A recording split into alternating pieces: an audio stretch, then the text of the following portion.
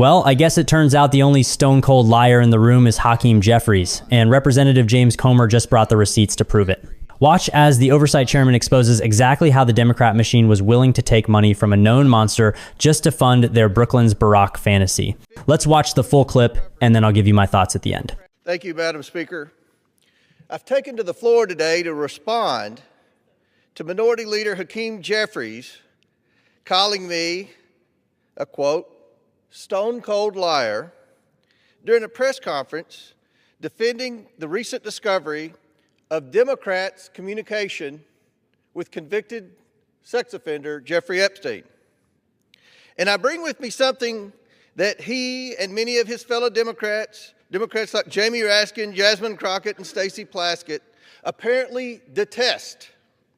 And that is a thing called evidence.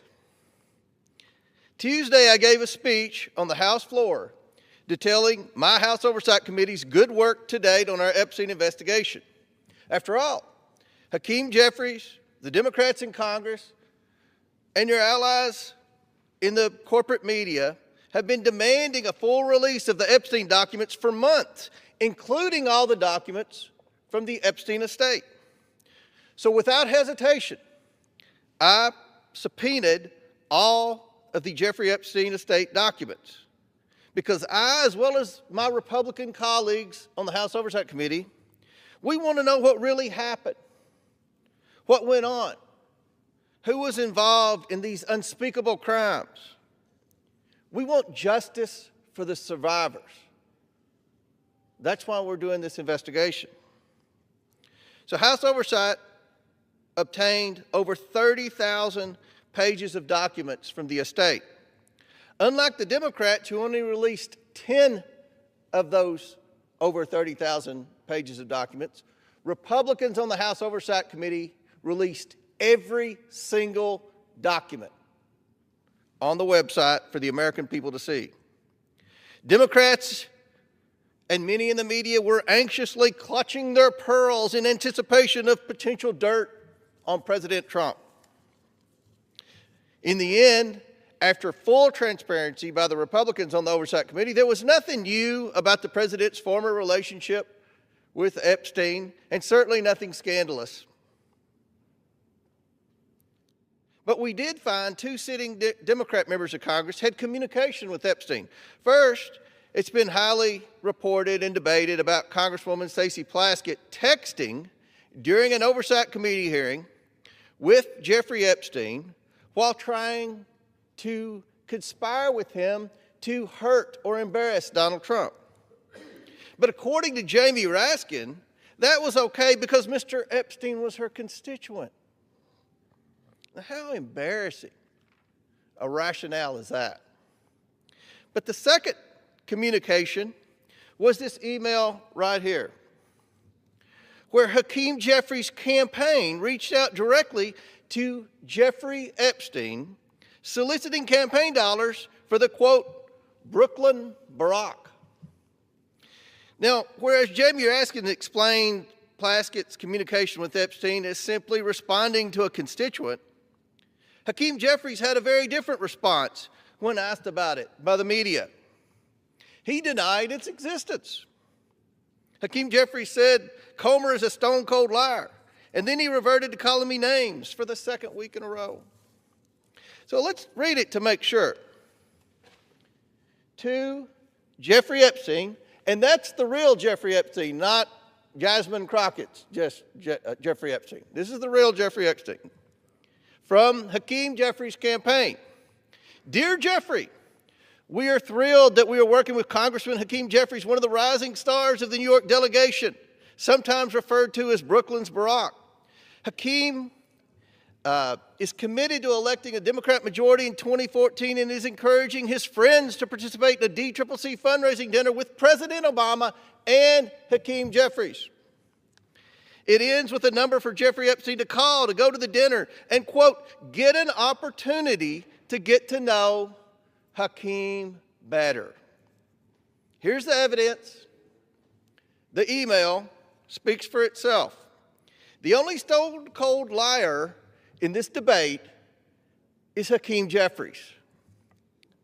So, Mr. Minority Leader, take a deep breath, chill out, stop lying, stop with the juvenile name calling, and own up to the fact that your campaign solicited campaign cash from Jeffrey Epstein. With that, Mr. Speaker, I yield back. I mean, honestly, is there anything more satisfying than watching a politician get destroyed by their own paper trail? You sit there and listen to Hakeem Jeffries calling people stone cold liars, acting all high and mighty, and then boom. James Comer just walks out there and holds up the literal receipt. Forget rumors, forget sources familiar with the matter. We are looking at the actual email from Jeffries' own campaign begging a convicted predator for cash. You can't spin that. You can't gaslight your way out of a physical document that starts with Dear Jeffrey.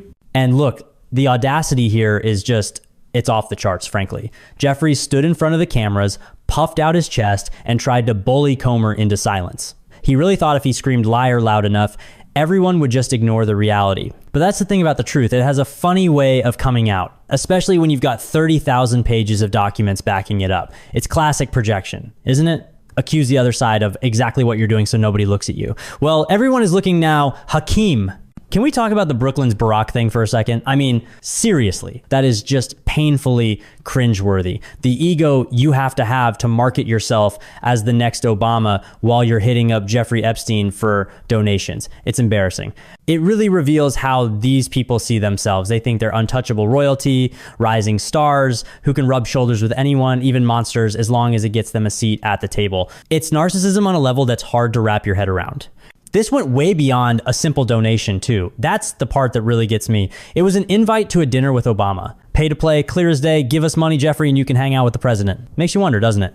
How much of the Democrat machine was greased by this guy's money? They lecture us every single day about dark money and democracy, and meanwhile, they're rolling out the red carpet for Epstein to get intimate access to their leadership. It's gross. The transparency difference here is what really exposes the whole game. You've got Republicans releasing 30,000 pages, everything, warts and all, and the Democrats released 10. 10 pages! That tells you everything you need to know about who's trying to hide something. If the roles were reversed, if Republicans were hiding 99% of the documents, the media would be setting the Capitol on fire. But because it's their team, because it protects their Brooklyn's Barack, we're supposed to just ignore it? I don't think so. It's funny, thinking back to how desperate they were for these files to come out. They were absolutely convinced that this was going to be the end of Donald Trump.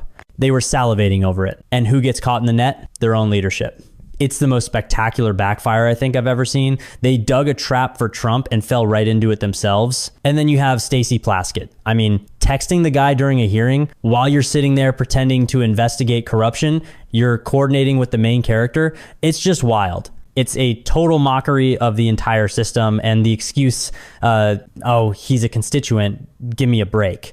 Since when does a constituent get to text a congresswoman in the middle of a hearing? If I texted my representative right now, you think I'd get a reply? It's an insult to our intelligence to even suggest that's normal. It really shows you the panic, though. You saw how Jeffries reacted. He didn't have an answer. He didn't have a defense. He just reverted to name calling. Juvenile is the right word for it. It's like a kid getting caught with his hand in the cookie jar and just screaming, "You're a liar," at his mom. That is the exact opposite of leadership. That is pure fear. He knows he's been caught, and he knows he can't explain away an email that says, "We are thrilled to be working with you," to Jeffrey Epstein. The silence from the media is the cherry on top, honestly. If this was a Republican man, if this was a Republican soliciting Epstein to meet Trump, it would be the only thing on TV for a month. We'd have special reports, documentaries, the works. But because it's Jeffries, crickets. They are actively protecting him. They don't want to talk about the Brooklyn's Barack email because it destroys their entire moral high ground. It proves they're just as swampy, actually. Swampier than anyone they criticize. But James Comer, gotta hand it to him. He didn't blink. He stood there, took the abuse, and then just laid the facts on the table. That's what we need more of. Don't get into a shouting match. Just show the receipts. The narrative is dead. The Trump-Epstein hoax is over. The reality is right there in black and white, and it's got Hakeem Jeffries' name all over it. Let me know your thoughts in the comments. While you're down there, hit the like button and subscribe. I appreciate you guys, and I'll see you in the next one.